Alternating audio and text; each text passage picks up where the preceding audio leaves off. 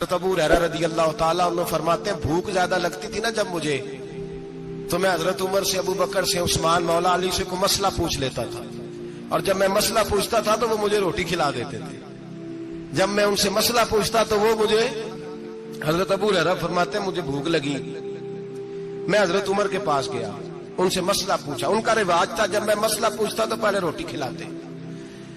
हमारे बुजुर्ग ये फरमाते हैं कि खाने खिला के दीन पढ़ाओ। सिर्फ तुम्हारा कुतुब खाना नहीं खुला होना चाहिए, तुम्हारा दस्तरखान भी खुला होना चाहिए। किसी ने नबी पाक सल्लल्लाहु अलैहि वसल्लम से पूछा था बेहतरीन मुसलमान कौन है? हुजूर ने फरमाया जो सलाम लेने में पहल करे और रोटी ज्यादा खिलाए, जो रोटी से हर वक्त फिक्र करे आ यार तू रोटी खा ले, रोटी खाने की तरफ तवज्जो दिलाए। खिलाना सुन्नत है, ज्यादा खाना इसमें भी फर्क रखे। तो नबी पाक सल्लल्लाहु अलैहि वसल्लम के सहाबी हजरत अबू हुरैरा रज़ी अल्लाह ताला अन्हु फरमाते मैंने हजरत उमर से मसला पूछा। मैंने कहा हुजूर मसला बताएं, तो कहते पहले उनकी आदत थी जब मैं मसला पूछता तो रोटी भी खिलाते। आज उन्होंने मसला ही बताया है, रोटी कोई नहीं खिलाई। तो मुझे कहने लगे अबू हुरैरा तू सोचता होगा रोटी नहीं इसने पूछी, तूने कब से खाना नहीं खाया? मैंने कहा आज सुबह से। तो जनाब उमर कहने लगे मैंने कल सुबह से नहीं खाया। चल अबू बकर सिद्दीक के घर मसला पूछते हैं। कहते जनाब सिद्दीक अकबर के दरवाजे पे गए, जाकर के उनसे मसला पूछा। उनकी भी आदत थी जब कोई मसला पूछने जाते तो दस्तरखान बिछा लेते, कहते आओ रोटी भी खिलाता हूँ मसले भी बताता हूँ। कहते गए तो उन्होंने भी मसला बताया, रोटी कोई ना पूछी। तो कहने लगे उमर अबू हुरैरा तुम लोगों ने कल परसों से नहीं ना खाया होगा। और अबू बकर को 4 दिन गुजर गए हैं, थोड़ा सा दूध मिला है या खजूर मिली है, रोटी कोई नहीं मिली। चलो दरे रसूल पे चलते, आओ हुजूर की बारगाह। कहते हैं नबी पाक की बारगाह में आए, हुजूर ने चेहरे देखे, करीम से मसला नहीं पूछना पड़ा। मेरे मुस्तफा करीम ने फरमाया भूख लगी हुई है तुम तीनों को, 3-4 दिन हो गए। अल्लाह के रसूल ने फरमाया मुझे पूरा हफ्ता हो गया है। सबब कुछ और है जिसको तो खुद समझता है। जवाल बंदा ए मोमिन का बेजरी से नहीं, भूख नुकसान का वजह नहीं बनी, वजह कोई और बनी है। रिश्वतें जो बाजार गर्म हुए हैं लूट मार के, ये रोटी के लिए नहीं, ये ज्यादा खाने के लिए, ये बैंक बैलेंस के लिए गर्म है। ये लूट मार का मकसद कोठियां बनाना है, रोटी का तो रब करीम का वादा है।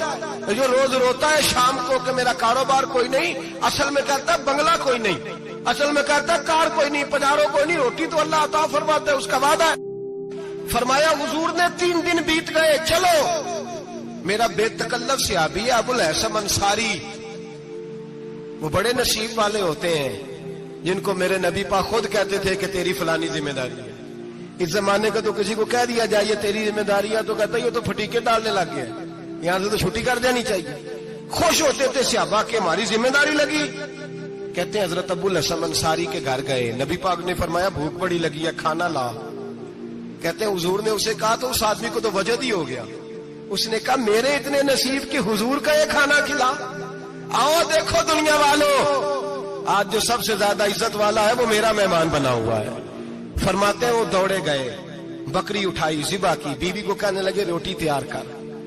उधर खजूरें तोड़ी, अंगूर तोड़े, कहने लगे हुजूर आप जब तक तनावुल करें तब तक खाना पक जाता है। हजरत उमर कहते हैं रोटी पक के आई, बड़ा प्यारा गोश्त, बड़ा अच्छा सालन, बड़ा खूबसूरत खुलूस वाला खाना। फरमाते मैंने बड़ा ही खाया। नबी पाक ने ना एक रोटी ली और छोटी चपाती, थोड़ा थोड़ा सालन कोनों से, और जब नबी पाक ने खा लिया तो हुजूर की आंखों में आंसू आए। हजरत अमर कहने लगे हुजूर रोए क्यों? तो नबी पाक ने फरमाया सोचता हूँ 7 दिन के फाके के बाद खाया है, पर डरता हूँ रब इसका हिसाब पूछेगा तो जवाब कैसे देना है, इसका हिसाब भी तो देना है ना जो खाया है। तो हजरत उमर फारूक के हाथ में कुछ चीज थी, जोर से जमीन पे मारी, का महबूबा 7 दिन के बाद भी रोटी खाए तो हिसाब देना है। नबी पाक फरमाने लगे उमर वो मालिक है ना, तो जब देता है तो हिसाब नहीं ले सकता, हिसाब तो देना है, हिसाब तो देना है, तैयारी रखो। सहाबा किराम फरमाते हमने इरादा किया कि आज के बाद हम फिर फाके करेंगे, कम खाएंगे, इसलिए कि हिसाब देना है। मेरे भाई वो फाका कशी करते थे, डरते थे। यहाँ तो लोग खा के बीमार है, खाते जा रहे हैं, सोते जा रहे हैं, खाते जा रहे हैं, सोते जा रहे हैं। ये भी वक्त आएगा रमजान शरीफ का, सवेरे दर्श पे आओ कहते नींद बड़ी आती है, सवेरे 2 सिपारे पढ़ के सोया करो कहते शाम नींद बड़ी आती है। फजर के बाद ही तो वक्त होता है अल्लाह अल्लाह करने का, शहरी का, کھاتے جا رہے ہیں سوتے. لوگ جماعت سے نماز نہیں پڑھتے سو جاتے ہیں, جماعت کا ثواب چھوڑ کے سو جائیں گے. بھائی رمضان مبارک میں فاقہ کشی کی ٹریننگ ہوتی ہے, فاقہ کشی کی تربیت لے رمضان میں, روکے اپنے آپ کو, تربیت ہوگی. روزہ ایک پریکٹس ہے, ایک مجاہدہ ہے, ایک جد و جہد ہے. جد و جہد کس چیز کی؟ اللہ کی رضا کے مطابق اپنے آپ کو ڈھالنے کی جد و جہد. صوم کا لغوی معنی ہوتا ہے رک جانا. حلال رزق سامنے پڑا ہے, حلال مشروب سامنے پڑا ہے, حلال رشتہ بیوی کا موجود ہے, لیکن ان سب چیزوں سے حالت روزہ میں رکنا, اللہ کی رضا کے لیے رکنا, اس کا نام روزہ ہے. نبی پاک علیہ السلام نے جوانوں کو حکم دیا ہے, یا معاشر الشباب, او جوانوں. یا رسول اللہ کیا حکم ہے؟ فرمایا یا نکاح کر لو اگر طاقت ہے, نہیں طاقت تو روزے رکھو. حضور روزے سے کیا ہوگا؟ فرمایا تمہارا نفس کچلا جائے گا, شیطان وسوسہ اندوزی نہیں کرے گا. حضرت جناب سیدنا جنید بغدادی, بغداد کے پیر سے کسی نے پوچھا تھا آج سے 1100-1200 سال پہلے, وہ تو زمانہ ویسے نیکی اور پرہیزگاری کا تھا, کہا بابا جی مرد اور عورت نیک ہو, بغیر پردے کے, بغیر حجاب کے, بغیر دیوار کے بیٹھ کر ایک دوسرے کو دین سکھا سکتے؟ حضرت صاحب بتائیے, مرد اور عورت نیک ہو تو بغیر پردے اور حجاب کے ایک دوسرے کو دین سکھا سکتے ہیں؟ تو حضرت جنید بغدادی فرمانے لگے سکھانے والا حسن بصری ہو اور سیکھنے والی رابعہ بصری ہو تو پھر بھی بغیر پردے کے بیٹھنے کی اجازت نہیں. تو مفتی صاحب کو اجازت کس نے دی؟ مولانا صاحب کو اجازت کس نے دی؟ بڑا وہ نہیں ہوتا جو ٹی وی پہ زیادہ آتا ہے, بڑا وہ ہوتا ہے جو رسول اللہ کے دین پہ عمل زیادہ کرتا ہے. حضرت عبداللہ ابن مسعود رضی اللہ تعالیٰ عنہ فرماتے زیادہ باتیں کرنے والا عالم نہیں ہوتا. حضور پھر عالم کون ہوتا ہے؟ فرمایا پڑھو قرآن, انما یخشی اللہ من عبادہ العلماء. فرمایا بڑا عالم وہ ہوتا ہے جو اللہ سے زیادہ ڈرتا ہے, اس لیے کہ رب فرماتا ہے میرے بندوں میں سے جو عالم وہ ہیں جو اللہ سے زیادہ ڈرتے ہیں, خوف رکھتے ہیں. تو میرے بھائی رمضان المبارک میں بچنا ہے. روزہ کس پہ فرض ہے؟ امیروں پہ کہ غریبوں پہ؟ جی کہنے نے میں میرا تو کام ہی محنت مزدوری والا, میں کیسے روزہ رکھوں؟ میں تو دیہڑی لگاتا ہوں تو روزہ کیسے رکھوں؟ میں نے نہیں کسی حدیث میں پڑھا کہ روزہ وہ رکھے جو دفتر میں بیٹھتا ہے. صحابہ کے زمانے میں تو دفتر ہوتے ہی نہیں تھے, کسی جگہ نہیں لکھا ہوا روزہ وہ رکھے گا جو اے سی میں بیٹھتا ہے, تب تو اے سی تھے ہی نہیں. حضرت ابو بکر صدیق رضی اللہ تعالیٰ عنہ سے لے کر جناب بلال تک سارے اپنے ہاتھ سے کام کرتے, سارے اپنے ہاتھ سے کام کرتے, سارے. حضرت عمر فاروق رضی اللہ تعالیٰ عنہ خلیفہ وقت ہونے کے باوجود مال غنیمت کے اونٹ چرنے جاتے تھے تو چراگاہ میں چھوڑنے میں جاتے تھے, لینے بھی آتے تھے واپس. سارے لوگ اپنے ہاتھوں سے مشقت والے کام کرتے. حضرت بلال مزدوری کرتے, سلمان فارسی مزدوری کرتے, مقداد مزدوری کرتے, صحابہ مزدوریاں کرتے, روزے رکھتے. اور رمضان کے جانے کا وقت ہوتا تو در رسول پہ کھڑے ہو کے عرض کرتے محبوبہ دل نہیں بھرا, دل کرتا ہے کبھی رب سارا سال ہی روزے عطا کرے, سارا سال رمضان دے تو ہم سارا سال روزے رکھنے کو تیار ہیں. جذبہ تھا, طاقت تھی, ہمت تھی. میرے نبی پاک نے فرمایا لکل شیء زکات و زکات الجسد الصوم. فرمایا ہر شے کی زکات ہوتی ہے, وجود کی زکات روزہ ہے. روزے رکھو جسم کی زکات نکل جائے گی. فاقہ کرنا بھی میرے نبی پاک کی سنت ہے, مسواک کرنا بھی سنت ہے, اور فاقہ کرنا بھی. مسواک والی سنت زیادہ اپناتے ہیں لوگ, فاقہ کرنا بھی نبی پاک کی سنت ہے. ایک صاحب مجھے کہنے لگے جناب بیٹھ کے کھانا حضور کی سنت ہے. میں نے کہا کبھی کبھی نہ کھانا بھی نبی پاک کی سنت ہے, نہ کھانا بھی حضور کی سنت ہے. اور ہمارے فقہاء نے لکھا ہے جو روٹی زیادہ کھاتا ہے اس میں دو باتیں پیدا ہو جاتی ہیں. کیا کیا؟ ایک بولتا زیادہ ہے, دوسرا سوتا زیادہ ہے, غافل ہو جاتا ہے.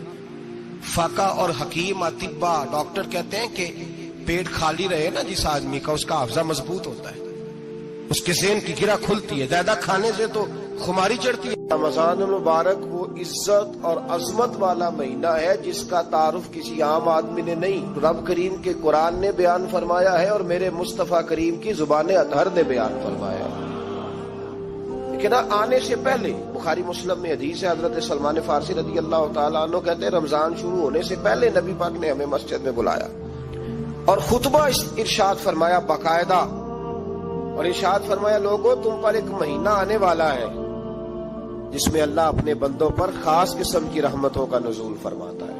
خود رسول پاک نے ہمیں کس قدر زیادہ اس مہینے کا اکرام کرنا ہے اور کس قدر زیادہ اس کو اہمیت دینی ہے اور کس قدر زیادہ ہمارے لیے وہ باعث عظمت ہے کہ جس مہینے کے فضائل خود رسول پاک علیہ السلام نے بیان فرمائے، اور نبی پاک صلی اللہ علیہ وسلم نے فرمایا کہ اس مہینے میں تم نفل پڑھو گے تو اللہ فرض کے برابر ثواب عطا فرمائے گا، اور فرض کا ثواب اللہ 70 گنا عطا فرمائے۔ کتنا بولیے؟ تو صحابہ کا مزاج یہ تھا کہ جہاں انہیں پتہ چلتا تھا نا اس نیکی کا ثواب زیادہ ہے تو وہ بھاگ کر اس نیکی کی طرف توجہ کرتے تھے۔ آپ صحابہ کی سیرت کی کتابیں دیکھیے، حضرت انس بن مالک رضی اللہ تعالیٰ عنہ فرماتے ہیں جب نبی پاک علیہ السلام نے رمضان کی شان بیان کی تو صحابہ کا یہ مزاج بن گیا کہ وہ اپنے سارے کام رمضان سے پہلے سمیٹ لیتے تھے، رمضان شریف سے پہلے سارے کام سمیٹ لیتے، لینے دینے کے معاملات صاف کر لیتے، خریداری ہو جاتی، گھر کے اندر کوئی کام کرانا ہوتا تو وہ رمضان سے قبل کرا لیتے، یکم رمضان کو وہ مسجدوں میں ڈیرے لگا لیا کرتے، وہ کہتے تھے نیکیاں جمع کرنے کے ایام ہیں، نیکیاں۔ دیکھیں نا سب سے مصروف ترین زندگی ہمارے نبی پاک صلی اللہ علیہ وسلم کی زندگی ہے۔ 23 سالوں میں نبی پاک علیہ السلام نے 2300 سالوں سے بھی زیادہ کام کیا، بڑا مصروف وقت تھا حضور کا، تین زندگی نبی پاک کی۔ اس کے باوجود اللہ کے رسول ہر سال 10 دن کا اعتکاف کرتے تھے، ہر سال۔ ایک سال جہاد پہ گئے تھے، اعتکاف نہیں ہو سکا، اگلے سال میرے نبی پاک نے 20 دنوں کا اعتکاف فرمایا۔ میرے نبی پاک صلی اللہ علیہ وسلم نے فرمایا 11 مہینے جنت سجائی جاتی ہے اور پھر رمضان میں اللہ اپنے بندوں کے لیے جنت کے دروازے کھول دیتا ہے۔ 1 گھنٹہ پہلے صفائی کرتے ہیں مہمان نے آنا ہو تو 1 گھنٹہ، ورنہ بچے دوبارہ سے پھر چیزیں بکھیر دیں گے، 1 گھنٹہ پہلے صفائی ہوتی ہے، لمبی نہیں۔ لیکن میرے نبی پاک نے فرمایا رمضان کے لیے رب کریم 11 مہینے جنت کو سجاتا ہے۔ چھوٹی بات ہے، روزے آ گئے، معمولی حیثیت ہے۔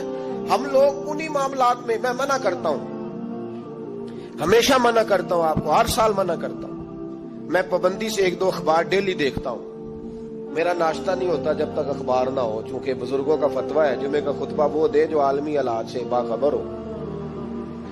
ہم کوئی رسمی تقریر نہیں کرتے کہ لوگوں کو کہیں کہ روزے آ گئے تو کون سا مہینہ چل رہا ہے تو مہینے کے حساب سے خطاب ہو۔ رسول اللہ صلی اللہ تعالی علیہ وسلم کی امت کے جو ذمہ دار اور پہرے دار ہوتے ہیں انہیں امت کی پہرے داری کرنی ہوتی ہے، اس لیے وہ یہ نہیں دیکھیں گے کہ کون سا موضوع چل رہا ہے اس پر میں نے 1 گھنٹہ گزارنا ہے، ترجیحات پر بات ہوگی۔ بات یہ عرض کر رہا تھا کہ میں رمضان شریف میں اخبار نہیں دیکھتا، میری اپیل ہے آپ سے کہ آپ رمضان شریف میں نہ رمضان ٹرانسمیشن بھی نہ دیکھیں، ٹی وی پہ خبریں بھی نہ سنیں، سارا سال سنیے خبریں، ہماری خبریں سننے سے ملک میں کیا انقلاب آ گیا ہے، یا وہ جو ہم نے چوک میں کھڑے ہو کے تجزیہ کیا تھا اس سے کتنے لوگ سنور گئے۔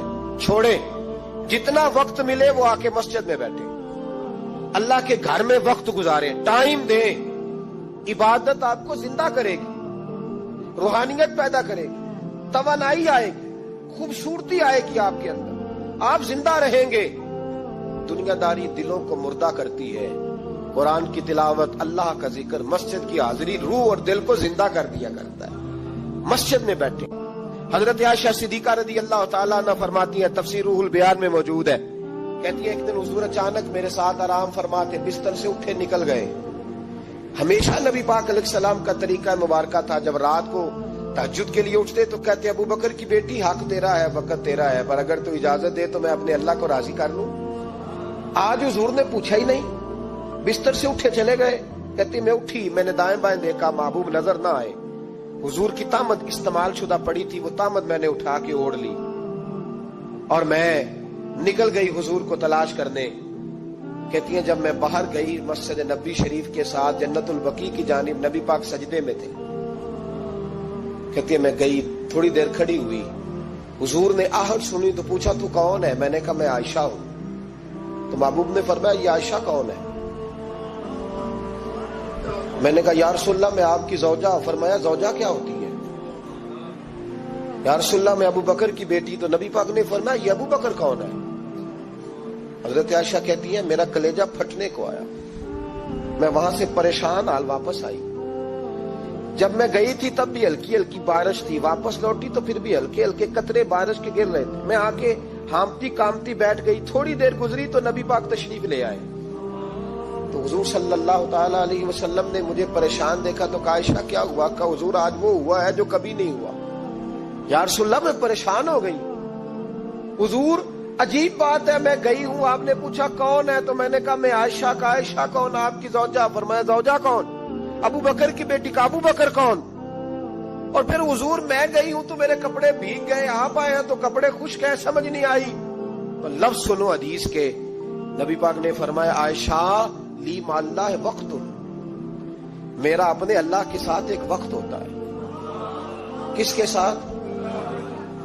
آج میرا دوستوں کے ساتھ وقت ہے, آج میرا گھومنے کا وقت ہے, آج میرا خوش گپیوں کا وقت ہے, آج میرا سیاحت کا وقت ہے, آج میرا پکنک کا وقت ہے. میرے نبی پاک نے فرمایا لی مع اللہ وقت, عائشہ میرا اپنے اللہ کے ساتھ, میرا اپنے اللہ کے ساتھ ایک وقت ہوتا ہے. اس وقت نہ وہاں کوئی فرشتہ آ سکتا ہے, نہ کوئی نبی اور مرسل آ سکتا ہے. جب فرشتہ اور نبی نہیں آ سکتے تو عائشہ اور ابو بکر کیسے آ سکتے ہیں؟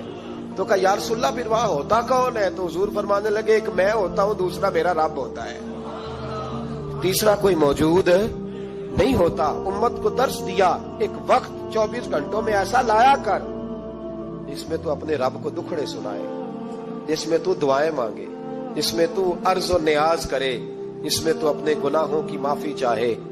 اعلیٰ حضرت کے والد گرامی سے کسی نے پوچھا مولانا نقی علی خان صاحب سے کہ حضرت جی فرعون 500 سال ہی حکومت کر گیا, 500 سال ہی حکومت کر گیا, اللہ کا مقابلہ کرنے والا پکا کافر بے ایمان. تو آپ فرمانے لگے ملا رومی کی وہ کتاب پڑھو مثنوی, جس میں انہوں نے لکھا ہے کہ جب ساری دنیا سو جاتی تھی تو فرعون اٹھ کے مصلے پہ بیٹھتا تھا, کہتا تھا یا اللہ معاف کر دے, رب تو ہی ہے, گناہگار بڑا ہوں پر مہربانی کر. روز معافیاں مانگتا تھا تو رب کریم کی قدرت نے مہلت دی کہ روز توبہ کرتا ہے, چلو ایک دن سچی بھی کاری جائے تو اچھا ہے. اللہ نے مہلت دی. اور میرے بھائی اگر تو روز رات مصلے پہ بیٹھے تو تجھے مہلت ملے, عذاب نہ آئے. اگر تو اپنے رب کے ساتھ تنہائی کرے تو اللہ تجھے مہلت دے, سزا نہ دے. لیکن ہم یہ وقت نکالتے ہی نہیں, اللہ کے ساتھ میت کا ہمارا مزاج ہی نہیں.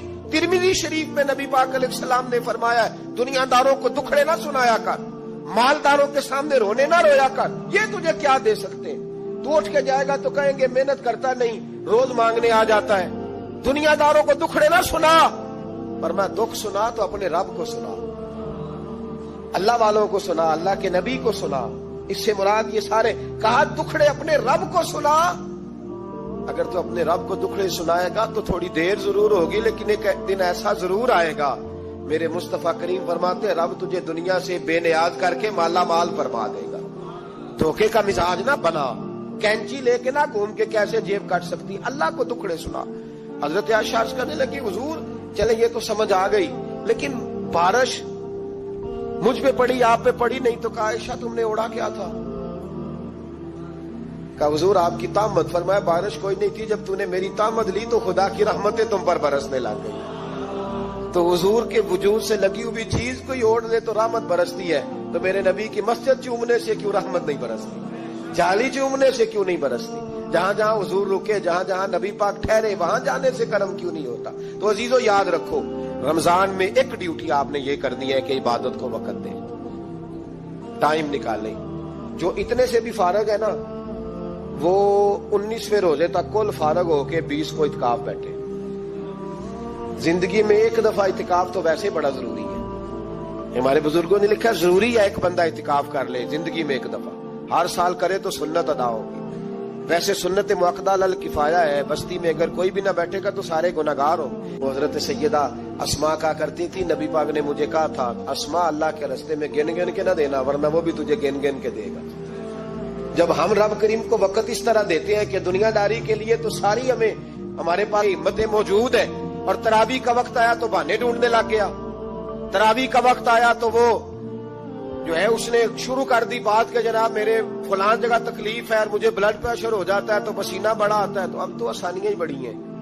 صحابہ کہتے ہیں جب ہم مسجد نبی میں نماز پڑھنے جاتے تھے، بارش ہوتی تھی تو مسجد میں پانی کھڑا ہوتا تھا، کیچڑ کھڑا بن جاتا تھا، تو ہم اپنی جھولیوں میں خشک مٹی ڈال کے لے جاتے تھے، اپنی اپنی جگہ بچھا لیتے مٹی، اور پھر ہم نماز پڑھتے تو ہمارے پیشانیوں پر بھی مٹی لگ جاتی۔ تو ایک صحابی جھاڑ رہے تھے تو نبی پاک نے فرمایا نہ جھاڑ، جب تک چہرے پہ رہے گی فرشتے درود بھیجتے رہیں گے۔ اب تو ایسی لگے ہوئے مسجد میں، پھر بھی تو تراویح نہیں پڑھتا۔ تو ایک تو عبادت کو ٹائم دیں، دوسرا قرآن مجید زیادہ سے زیادہ پڑھیں، رمضان میں زیادہ سے زیادہ پڑھیں، مسجدوں میں ٹائم دیں۔ ایک بات اور، یہ حضرت علی کا قول ہے، اس کو دل کی تختی پہ لکھ لینا، دل کی تختی پہ شیر خدا کی شیروں جیسی باتیں۔ حضرت مولا علی شیر خدا فرمایا کرتے تھے، وہ نیکی کرنے والا اچھا نہیں جو نیکی کر کے اکڑ جاتا ہے اور دوسروں کو گناہگار سمجھتا ہے، وہ نیکوکار اچھا نہیں۔ فرمایا کرتے تھے اس سے وہ گناہگار اچھا ہے جو گناہ کر کے کم از کم شرمندہ تو ہوتا ہے نا۔ فرماتے ہیں جو گناہ کر کے شرمندہ ہو وہ زیادہ اچھا ہے اس سے جو نیکی کر کے اکڑ جائے۔ تو تھوڑی سی نیکی کر کے پرہیزگاری کر کے ساری دنیا کو گناہگار سمجھنے لگ جانا، یہ تو بت پیدا کر لیا ہے تو نے اپنے اندر، اس بت کو توڑ دے، پتہ نہیں کون کب آئے اور اللہ کا ولی بن جائے۔ حضرت انس بن مالک رضی اللہ تعالیٰ عنہ فرماتے ہیں جس طرح تیز آندھی چلتی ہے، ذرا مثال دیکھیں صحابی کی کتنی خوبصورت، فرماتے ہیں جس طرح تیز آندھی چلتی ہے نا، اس طرح رمضان میں میرے نبی کی سخاوت چلا کرتی ہے۔ نبی پاک ہر سائل کو دیتے، جو قیدی بند ہوتے نا، قیدی جنگ کے قیدی کفار، حضور انہیں بھی آزاد کر دیتے رمضان، فرماتے جاؤ تمہیں آزاد کیا، سخاوت کریں۔ اور میرا مشورہ ہے اس دفعہ غریبوں سے غریب سخاوت کریں، نسخہ دے رہا ہوں امیر ہونے کا، تو سخی ہو جا، رب کریم تجھے امیر کر دے گا، سخی بن جا۔ مالا والے سخی نہیں ہوندے تے سخیاں کول مال نہیں ہوندا، ایتھے اوتھے دوواں جہان نہیں، سخی کنگال نہیں ہوندا، سخی بن جاؤ۔ میرے نبی پاک علیہ السلام نے فرمایا بندہ کبھی بھی جیب کا سخی نہیں ہوتا، سخی وہی ہوتا ہے جو دل کا ہوتا ہے۔ غریبوں کو میرا مشورہ ہے کہ 10 روپے دو، لیکن رمضان میں روز دینا، ہر شام دینا، غریبوں کو ساتھ بٹھاؤ، روٹیاں کھلاؤ، افطاریاں کراؤ، غریبوں کے گھروں کے اندر سوٹ پہنچاؤ، مدارس کے طالب علموں کو کپڑے خرید کے دو، جو کچھ نہیں دے سکتا وہ ایک مسواک لا کے دے، ڈیوٹی کرو، اپنے دائیں بائیں غریبوں کا خیال رکھو۔ جن گھروں میں اکثر دیکھتے ہو کہ دال کا شاپر جاتا ہے، وہاں رمضان شریف میں صبح گوشت پہنچاؤ، مہربانی کرو، غریب۔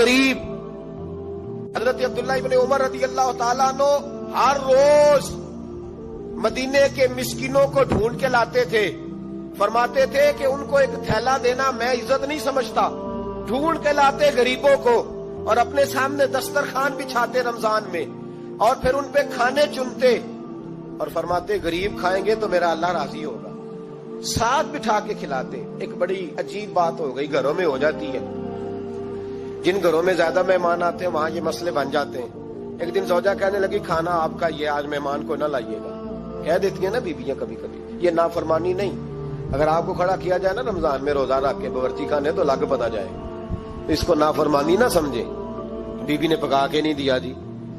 تو حضرت عبداللہ ابن عمر کی زوجہ کہنے لگی آپ کا کھانا ہے، مہمانوں کا کوئی نہیں۔ تو حضرت عبداللہ ابن عمر کہنے لگے اللہ تجھے جزا دے، تو روز پکا کے دیتی ہے، چل اس طرح کر، مجھے سرکہ اور کھجور دے دے، روٹی میرے مہمان کو دے دے۔ تو آپ کی زوجہ رو پڑی، کہنے لگی اگر آپ افطاری والوں کا اتنا خیال کرتے ہیں تو میں نہ کروں، مجھے 10-20 منٹ کا ٹائم دے، میں اپنے اوپر وزن بوجھ ڈالوں گی، میں تھوڑی مشقت میں پڑوں گی، لیکن مہمانوں کے لیے افطاری کا ضرور بندوبست کروں گا۔ جب نعرہ لگاتے نا تو کیسر کس طرح کانپتے۔ سفیر آتے روم کے ملنے کے لیے تو کہتے جاؤ عمر نفل پڑھ رہے ہیں، ٹائم کوئی نہیں۔ ایک دن اندر میٹنگ ہو رہی تھی، حضرت عمر میٹنگ میں بیٹھے تھے، آپ کے بیٹے ملنے آئے عبداللہ ابن عمر، ابا جی اندر آ جاؤ، فرمایا دروازے پہ کھڑا ہو، میں ضروری بات کر رہا ہوں، اندر نہ آنا۔ جناب عبداللہ ابن عمر کہتے ہیں میں دروازے پہ کھڑا ہو گیا، تھوڑی دیر گزری تو امام حسین بھی آ گئے، ایک حدیث میں ایک روایت میں امام حسن کا لفظ بھی ہے، امام حسین آئے، آ کے عبداللہ ابن عمر سے کہنے لگے عمر فاروق اندر ہیں؟ تو کہا وہ اندر تو ہے، تو کہا آپ کیوں دروازے پہ کھڑے ہیں؟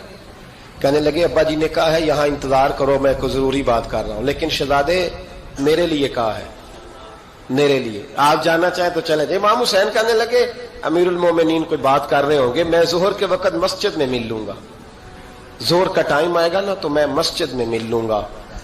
یہ کہہ کے چلے گئے. حضرت عمر باہر آئے تو حضرت عبداللہ ابن عمر سے کہا کہ کوئی آیا تو نہیں؟ عرض کی حضور حسین ابن علی آئے. حسین ابن علی. تو کہا اندر کیوں نہیں بھیجا؟ کہا میں نے کہا تھا بے شک چلے جائیں, لیکن وہ کہہ رہے تھے کہ میں ظہر کے وقت مسجد میں مل لوں گا. تو سیدنا عمر فاروق فرمانے لگے عبداللہ تجھے تیری ماں روئے, حسین کو کیوں واپس بھیجا؟ پھر عمر دنیا داروں کے سامنے ڈٹنا, کھڑا ہونا عمر پہ ختم ہے, لیکن جو اندر کی بات ہے نا, روح کی, جو عقیدت کی بات ہے, جو وفا کا رشتہ ہے, اس کو کون سمجھے؟ یہ جو روح کی مجبوریاں ہیں, یہ جو وفا کی مجبوریاں ہیں, اسے لوگ کیا سمجھیں؟ انہیں کیا پتا کہ مرشد کے بیٹے کے پیر چومنے میں حسن کیا ہوتا ہے. انہیں کیا پتا کہ جب استاد کا بیٹا گھر میں آتا ہے تو دل کرتا ہے مکان بیچ کے اسے دے دیں, اس کے باپ کی نیکیاں بڑی ہیں. جناب عمر فاروق دوڑے گئے, امام حسین کے دروازے پہ دستک دی. امام حسین باہر رکھا, شہزادے یار ملنے آئے تھے, بغیر ملے کیوں آ گئے؟ عرض کی کہ آپ مصروف تھے, آپ کے اپنے بیٹے بھی دروازے پہ کھڑے تھے, تو میں واپس آ گیا. امام حسین کہتے ہیں عمر جذبات میں آ گئے, سر سے پگڑی گر گئی, کہنے لگے حسین میرے بیٹے کا اور حسین کا کیا مقابلہ؟ کیا اس کی ماں کا نام فاطمہ الزہرا ہے؟ کیا اس کی نانی کا نام خدیجہ الکبریٰ ہے؟ کیا اس کے نانے کا نام محمد مصطفیٰ ہے؟ اور پھر سر سے پگڑی اتری تھی, اپنے بال زور سے پکڑ لیے, کہنے لگے حسین میں نا مکے میں اونٹ چرایا کرتا تھا اور ڈنڈوں سے مار کھاتا تھا اپنے باپ سے. یہ جو آج ساری دنیا میں عمر کے نعرے لگتے ہیں, یہ تیرے نانے کا صدقہ ہے. شہزادے میری وفا اور میری وفا میں جب تیرا دل کرے نا دوڑ کے آ جایا کر. عمر تو لوگ, ایک دن امام حسین نے آ کے نا جناب فاروق اعظم سے کہا, خطبہ دے رہے تھے بچوں کی تبھی شروع میں, پتہ نہیں کیا بات آئی امام حسین کے دل میں, کہنے لگے عمر نیچے اترو, یہ میرے نانا کا ممبر ہے. تو حضرت سیدنا عمر, سنو کبھی میرا بھی بچہ آ جائے تو میں کہتا ہوں اس کو پکڑو یار, بچوں کو تو نہیں نا جمعوں میں مطلب ذکر کیا جاتا, اترنا میرے نانے کا ممبر ہے. جناب عمر اتر کے نیچے کھڑے ہو گئے, تو کہا جا کے اپنے نانے کے ممبر پہ بیٹھ. تو حضرت عمر رو پڑے, کہنے لگے شہزادے میرے نانے کا ممبر ہی کوئی نہیں ہے ہی نہیں, یہ ممبر یہ مصلی یہ تیرے نانے کی شان ہے, میرے نانے کا کوئی ممبر نہیں, تیرے ہی نانے کا ممبر ہے. تھوڑی دیر کھڑے رہے تو امام حسین کہنے لگے اچھا کوئی نہیں آپ کے نانے کا ممبر کا نہیں, کہا چلو پھر میرے نانے کے ممبر پہ بیٹھ جاؤ, چلو خیر ہے, کوئی نہیں آپ کے نانے کا, کہا نہیں, تو کہا کوئی نہیں پھر میرے نانے کے. جب حضرت عمر بیٹھے تو بڑا شاندار جملہ کہا, فرمانے لگے میں ممبر پر مرضی سے نہیں بیٹھا تھا, مجھے ابو بکر نے بٹھایا تھا, اور پھر حسین کے کہنے پہ میں اترا ہوں, اب مجھے حسین نے بٹھایا ہے, اب کسی کی جرأت ہے تو عمر کو اتار کے دکھائے, اب میں حسین کا تیری نسل پاک میں. یار کتنی بے شرمی کی بات ہے, لوگ امام حسین کو باغی کہے. حضور کا وصال ہوا نا تو امام حسن اور امام حسین کی عمریں ابھی 7-8 سال 9 سال کے بیچ تھیں. تو حضرت مولا علی شیر خدا رضی اللہ تعالیٰ عنہ کے ساتھ امام حسن آئے مسجد میں, تو ممبر پہ بیٹھے ہوئے دیکھا حضرت ابوبکر صدیق کو, تو کہنے لگے نیچے اترنا میرے نانا کا ممبر ہے.